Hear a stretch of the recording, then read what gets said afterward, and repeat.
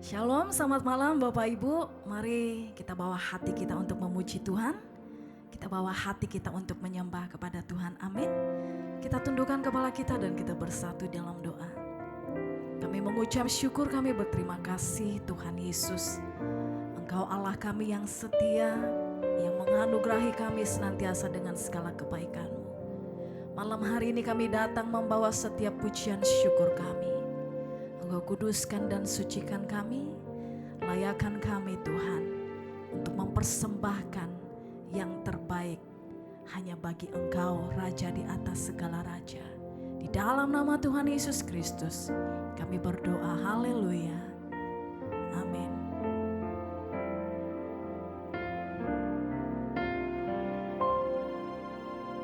Ku rindu diam di bait-Mu, menikmati anugerah-Mu. Di hadirat-Mu bahagiaku penuh, Yesusku, Kau kerinduanku, menyembah-Mu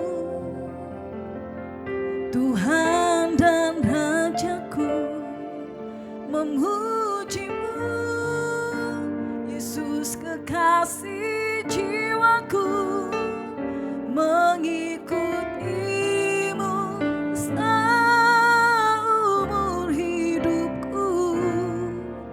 Di hadirat-Mu bahagiaku penuh.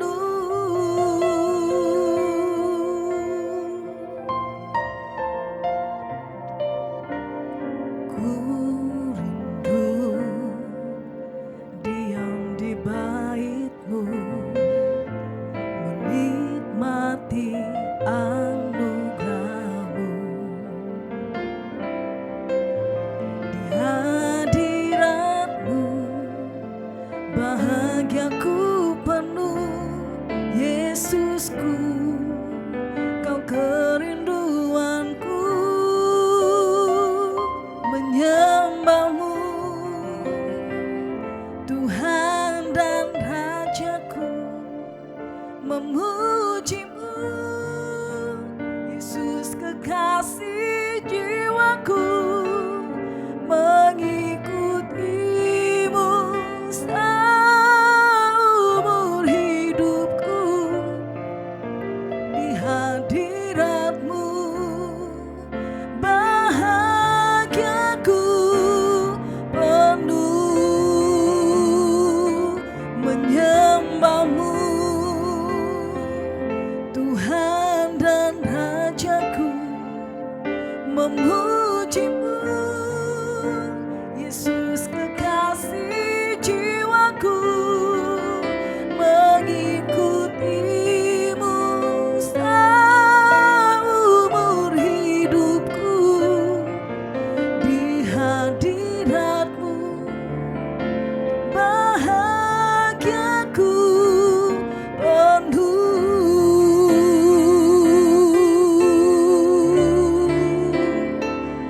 menyembah-Mu Tuhan dan Rajaku, memuji-Mu Yesus kekasih jiwaku, mengikut-Mu seumur hidupku. Di hadirat-Mu bahagiaku penuh, menyembah-Mu Tuhan dan Rajaku, memuji-Mu Yesus kekasih jiwaku, mengikut-Mu seumur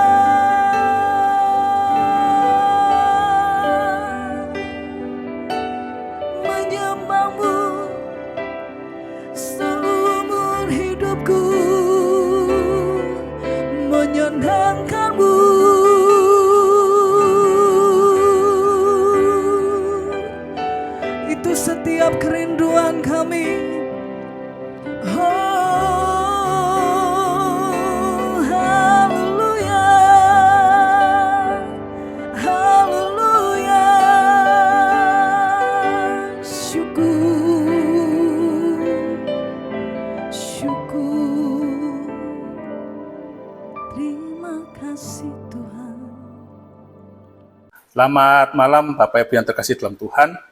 Sebelum kita mendengarkan firman Tuhan, terlebih dahulu kita berdoa. Terima kasih Tuhan buat malam hari ini.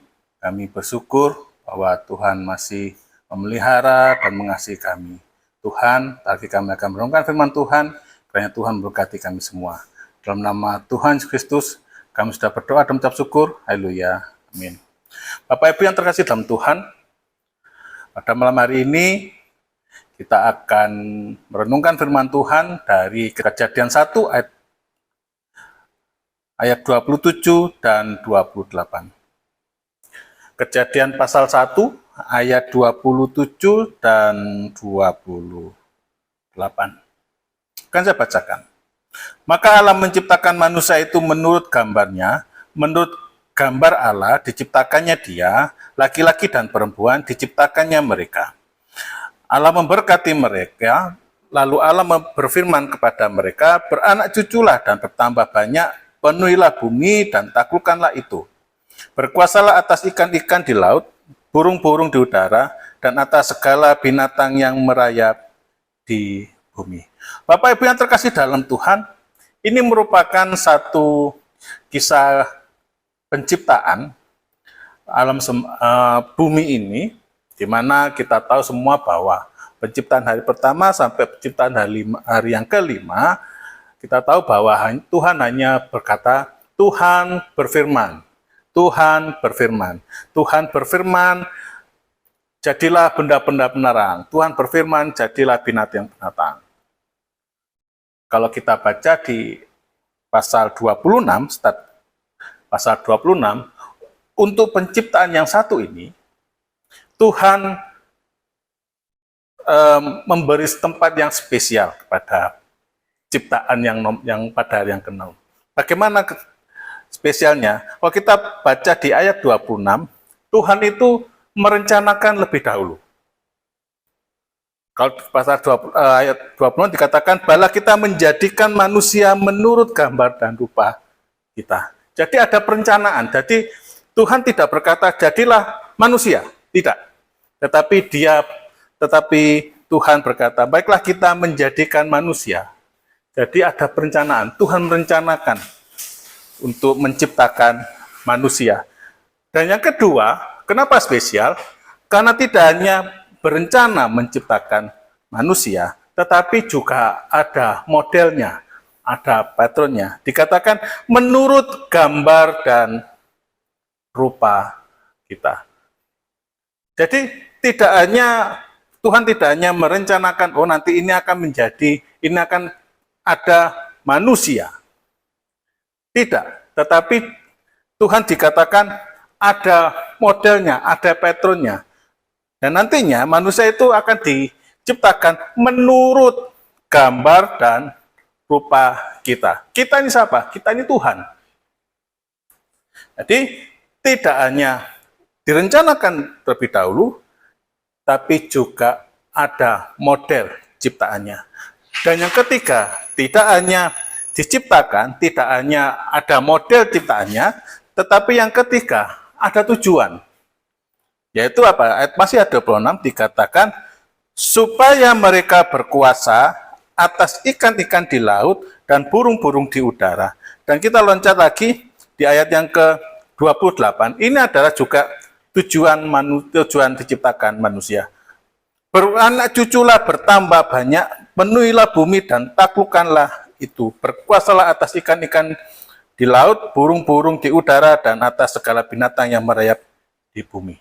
Jadi Bapak Ibu yang terkasih dalam Tuhan, manusia ini spesial, ciptaan spesial dari semua ciptaan. Kalau pasal 1, kalau penciptaan pada hari yang pertama sampai hari yang kelima, Tuhan hanya berkata jadilah, jadilah, maka Tuhan berfirman jadilah, jadilah. Tetapi untuk hari yang ke-6, Tuhan ini spesial. Tuhan merencanakan terlebih dahulu manusia, dan tidak hanya merencanakan, Tuhan ini menetapkan model bagaimana manusia nantinya, yaitu menurut gambar dan rupa Allah, dan tidak hanya seperti itu, ada tujuannya. Tujuannya adalah supaya manusia ini berkuasa atas alam sekitarnya atas alam ciptaan Tuhan dan juga memenuhi bumi.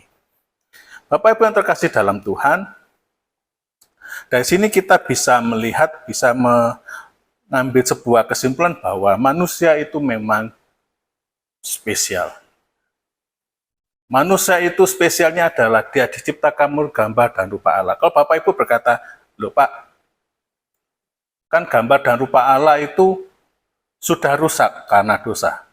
Betul. Kalau kita membaca di Kejadian pasal yang ketiga, disitulah mulainya kerusakan gambar dan rupa Allah dalam diri manusia. Apa yang sudah dibangun oleh Tuhan, itu rusak karena dosa. Betul. Tetapi bukan berarti tidak ada.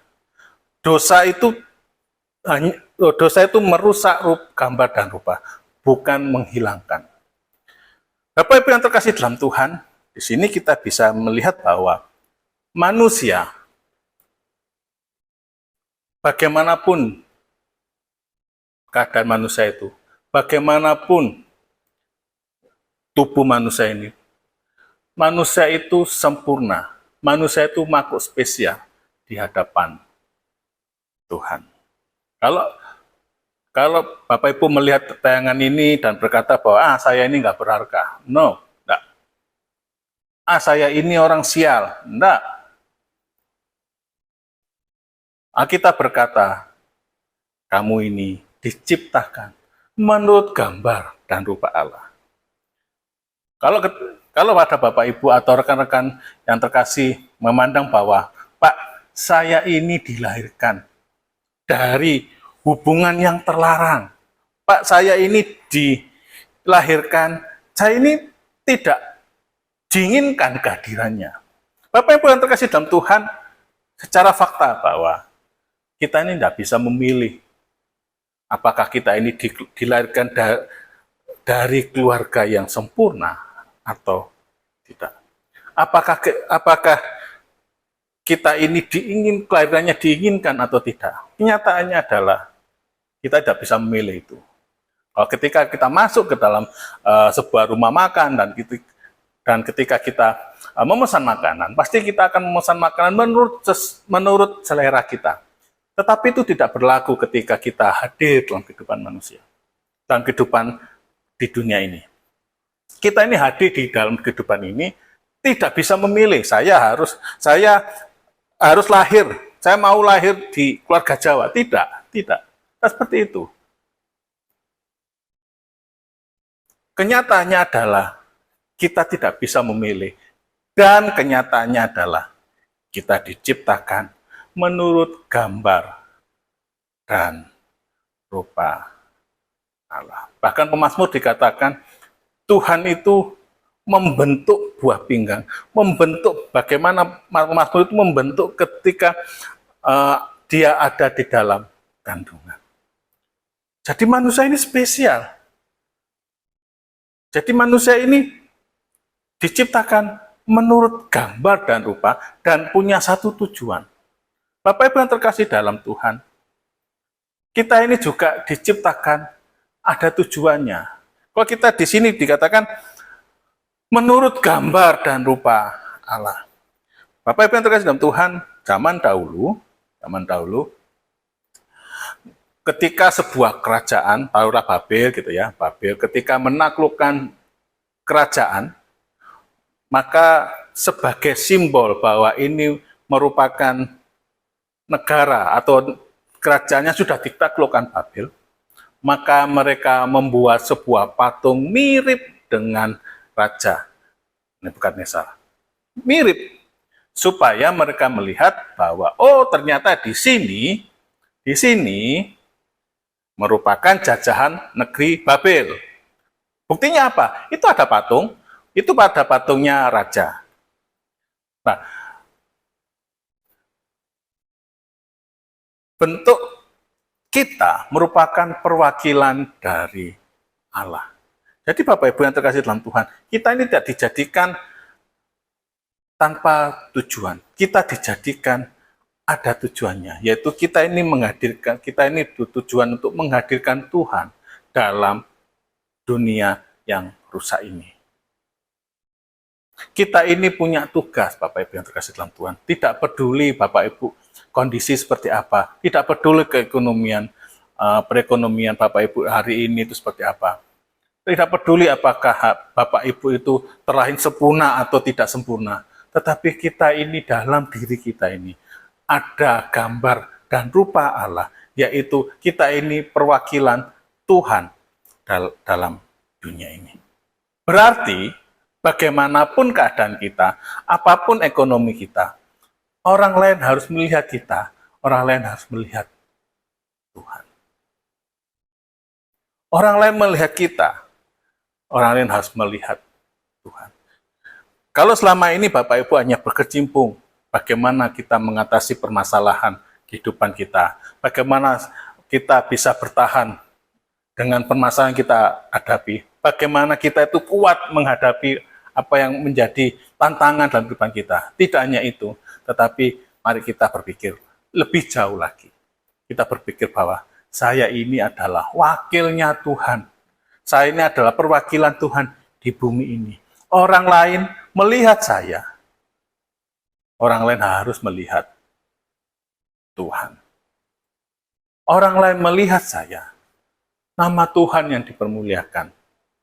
Mungkin Bapak Ibu ketemu dengan orang-orang yang mungkin mengeluh dalam kehidupan kita, kehidupan sehari-hari ini. Bagaimana barang-barang ini semakin lama semakin mahal. Mungkin kita diperhadapkan dengan orang-orang yang mengeluh dengan kehidupannya.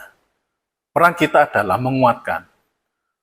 Peran kita adalah, Bu, Pak, ingat, ada Tuhan yang memelihara kita. Ketika kita berkata bahwa saya tidak punya apa-apa, Pak, saya tidak punya apa-apa untuk membagikan sesuatu. Kita ini punya firman, kita ini punya sesuatu yang bisa menguatkan orang. Mungkin kita ketemu dengan orang yang begitu khawatir akan masa depannya. Kita bisa kuatkan orang itu dan berkata, ayo kita percaya kepada Tuhan, karena Tuhan itu tidak akan pernah lepaskan kita. Kita melalui pembacaan Alkitab setiap hari, kita ingatkan, ketika kita ada orang yang ragu tentang masa depannya, kita ingatkan bahwa Tuhan akan menggendong kita sampai putih rambut kita. Itu adalah satu hal yang bisa menguatkan iman kita.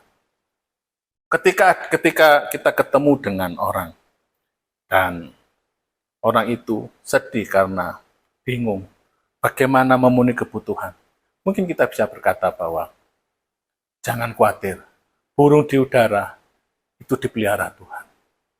Kita anak-anak Tuhan pasti akan dipelihara Tuhan. Jadi ada banyak hal yang kita bisa lakukan untuk memuliakan nama Tuhan.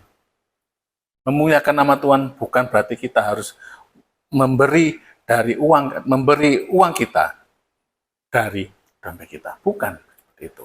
Tapi kita bisa menguatkan, saya menguatkan. Itulah fungsi kita. Itulah kenapa kita diciptakan, yaitu sebagai wakil Tuhan. Oleh karena itu, Bapak Ibu yang terkasih dalam Tuhan, mari kita tidak hanya berpikir bagaimana kita menghadapi kehidupan ini, bagaimana kita menghadapi permasalahan yang saya alami, bagaimana saya menghadapi tantangan hidup ini, bagaimana saya mencukupi kebutuhan ini. Mari kita berpikir lebih jauh lagi. Bagaimana saya bisa menghadirkan Tuhan dalam kehidupan orang lain.